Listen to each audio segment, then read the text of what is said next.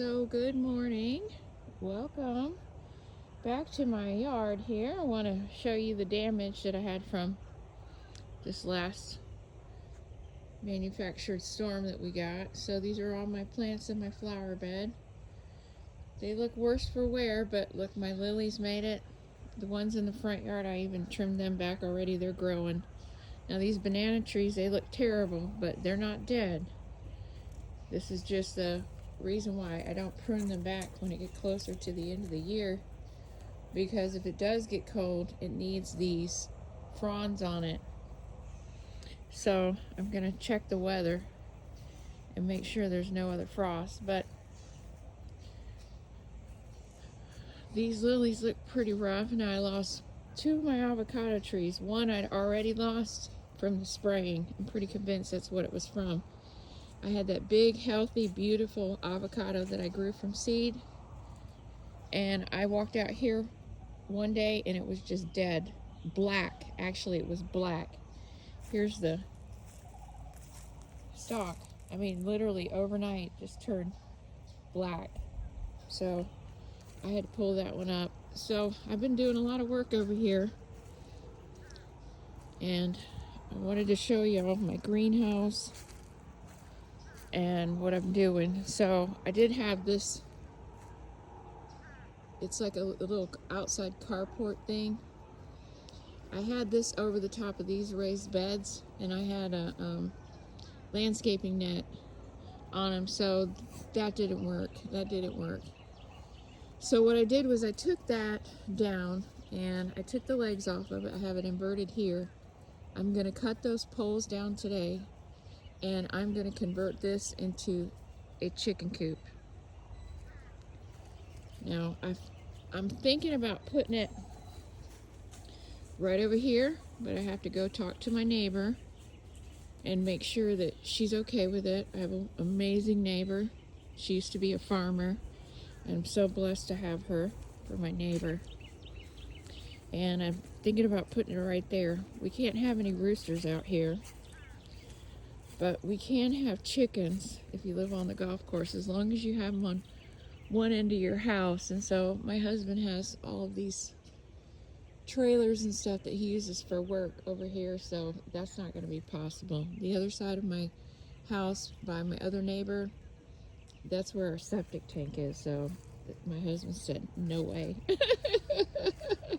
So I want to show you guys how my trees fared. Now my papaya trees here, they're going to be okay. And what I did was I covered them with a pillowcase, a king-size pillowcase. Then I put a trash bag on top of those, and then I wrapped the base of these trees really good with extra pillowcases. And they did all right. Now my raised beds, I'm going to leave these all here because they have this tree overhang to help filter out some of the pesticides, from the air. And I still got my collard greens growing there, and I have some radishes there, and my potatoes came up, so that's good. We didn't lose everything. I'm looking to see if my hibiscus sorrel tree is gonna live or not. My Barbados cherry tree looks rough, but I think it's gonna be okay. Apple tree looks okay. My pineapples do not look too good, but I have faith they're going to come back around. My little mango tree that I got in Honduras, I think it's a goner. I'm really upset about that. But my other mango tree, I think is going to be okay. My mulberry trees have no fruit on them, and I lost all my peppers. So let's go in here and look at the greenhouse. Now this greenhouse is almost 30 foot long, and I ordered it from Vevor, Vevor, and I paid $200 for it. Which, if you're going to try to grow food, we gotta have to have a greenhouse. So my husband ordered these these spikes that you use to hold down a trampoline, and they're 15 inches long each. And then I'm gonna tighten it up and cover spray the outside of this with like a wax finish, a floor wax finish, so all of the rain will pelt off of it. So I got a lot of room in here, guys. So all of these are all recycled. My son brought these back for me from a job clean out that he did. And so we're going to use all these to grow things in. Some stuff we have to put up front because if we're doing heirlooms, they have to be, or we can do them in the corners, but they have to be like 6 to 8 feet apart. Otherwise, they'll cross-contaminate each other. Well, not contaminate, they'll hybridize. So the lemongrass lived. I lost my allspice berry tree. Really upset about that. That one also came from an allspice berry from the temple of the sun god. So maybe it'll come back. So here's my orange trees. This is from the orange that I got where I call the Garden of Eden. This is my orange tree that I got, but look what the citrus greening's done to them. We're gonna turn this around now that we've got this inside.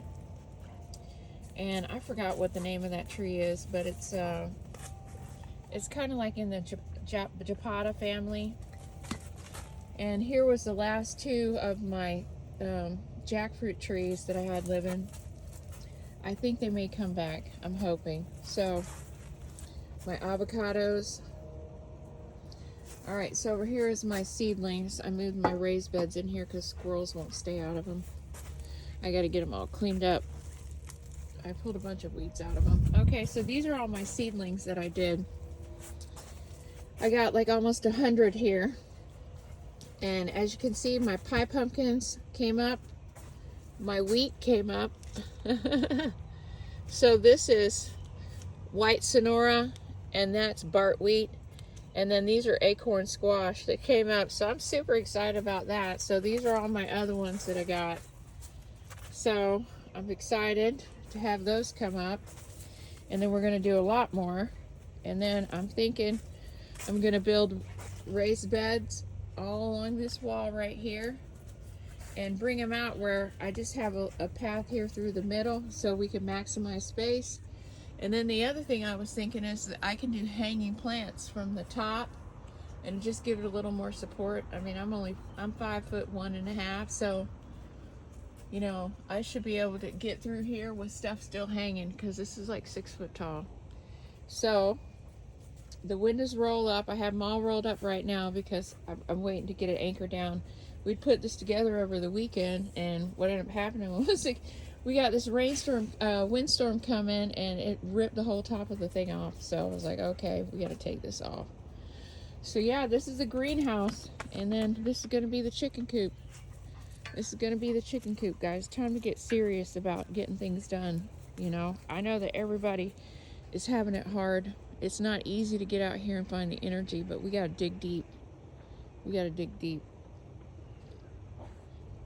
I've had a lot of nights recently where I can't even hardly go to sleep because I'm hurting so bad. But you know, this is what we got to do. This is what we got to do. We got to come together. My kids came out here yesterday and helped me work on this. And I'm so grateful. I felt like we really got a lot accomplished. This would have taken me a week to do all this on my own. So this right here are the legs off of this. I'm going to cut those down to about half or maybe a third. Take a third of them off. That way that this is brought more closer to the ground like a hut. And I may take one little pole section out of there and shorten it because on the back end of this, I'm going to build the nesting boxes for the chickens. And I'm going to put some lawnmower wheels on it so I can move it around if you know, they tear up the ground. So yeah, I'm going to put them over here on this side of the yard, I think. I'm going to put them over here. Right around here. And I know that chickens they like sunshine too, so I was thinking, yeah, I'll get all of this clean over here, and I'm going to move all this cardboard into those raised beds in there when I get them finished. So yeah, that's what we got going on now. And so I've got some of these blue ones here that I'm going to put around the front, and those are going to be these companion planted boxes that I already planned out. That's going to have a heirloom. It's going to have an heirloom tomato, an heirloom onion, a basil, and there's one other thing that I had to go in there that I was going to companion plant all 4 of them in one of these and then put them in my front yard. That way we can keep the heirloom strains heirloom. That's how you keep them straight. You have to have distance in between. But so yeah, this is a setup, and I got to clean up my other trees, but I got to check the weather. And today is the 17th, so happy Lunar New Year, everyone. This is the first day of the rest of our lives, guys. So let's embody it. I hope everybody is doing good on their blood fast. It hasn't been an issue for me at all, honestly.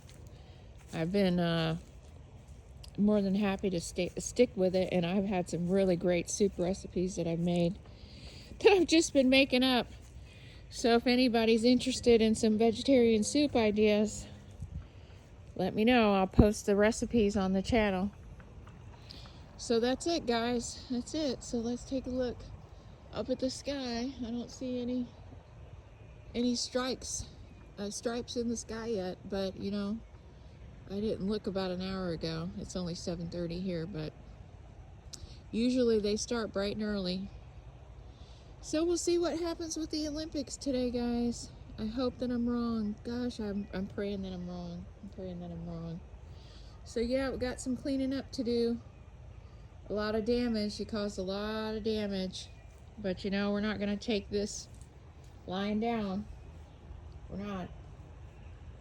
We're stewards of this planet. And we're here for Mother Earth. We're here to take care of Mother Earth, and we're here to take care of each other. So I hope you guys have a great day.